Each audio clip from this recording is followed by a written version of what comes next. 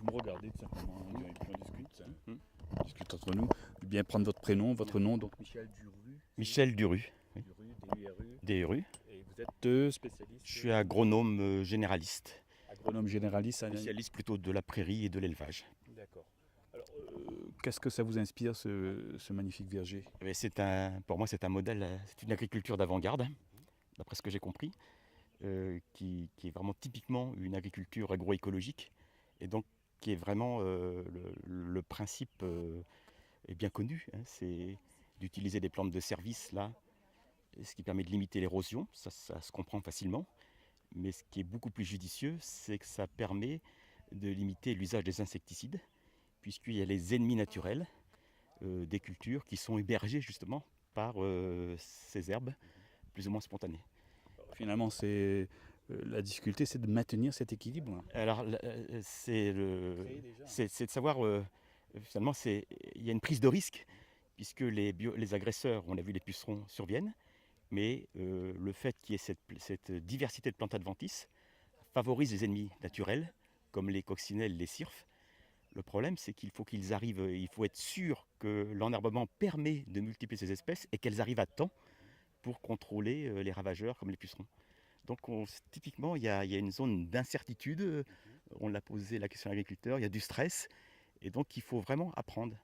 Alors ce qui m'étonne le plus par contre, c'est que ce type d'agriculture pour d'autres productions que les vergers existe ailleurs, mais très souvent les agriculteurs discutent entre eux pour se rassurer par rapport à cette certitude.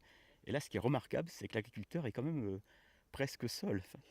Et je le trouve son comportement exemplaire, quoi. Et vraiment, c'est un modèle, quoi. C'est un modèle, mais bon, on le voit qui est pas facile, pas évident peut-être à multiplier, à retransmettre.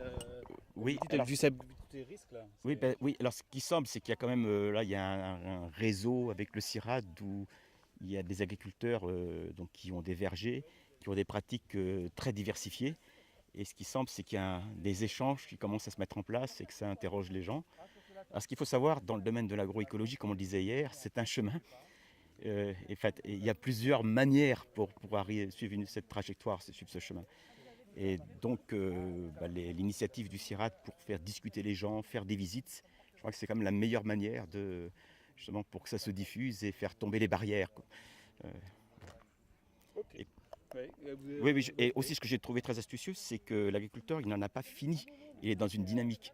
Le fait de penser à introduire des moutons pour pâturer cette herbe quelquefois, plutôt que de la couper 3 fois par an, non seulement c'est économique en point de vue du travail, non seulement ça peut fournir un petit revenu supplémentaire, mais en plus ça va améliorer la fertilité de ces sols. C'est-à-dire que le fait que l'herbe soit ingérée et restituée sous forme de fesses, ça sera encore beaucoup mieux pour la fertilisation que simplement la broyer, la laisser au sol. Donc il n'a pas fini son parcours encore.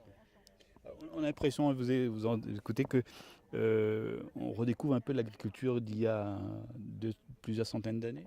Non, de toute façon, je connais quand même assez peu les vergers, mais je ne pense pas du tout que ça soit le cas. Enfin, parce que l'intérêt là, c'est que c'est je pense qu'il y a eu parfois, quand il n'y avait pas les herbicides, de toute façon, il n'y avait pas forcément d'enherbement, parce qu'on labourait, enfin, c'était possible, de manière superficielle, ou on bêchait. Enfin, j'ai connu ça en France métropolitaine.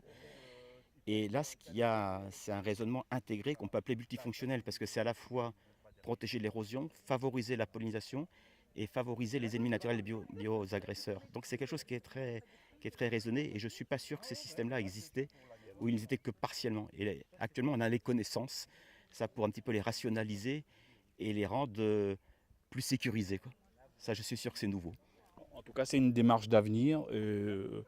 L'avenir, c'est dans cette voie-là. Alors pour moi, c'est exemplaire. C'est vraiment une démarche d'avenir pour réduire les pesticides, pour réduire l'impact de l'agriculture sur les gaz à effet de serre, sur l'érosion,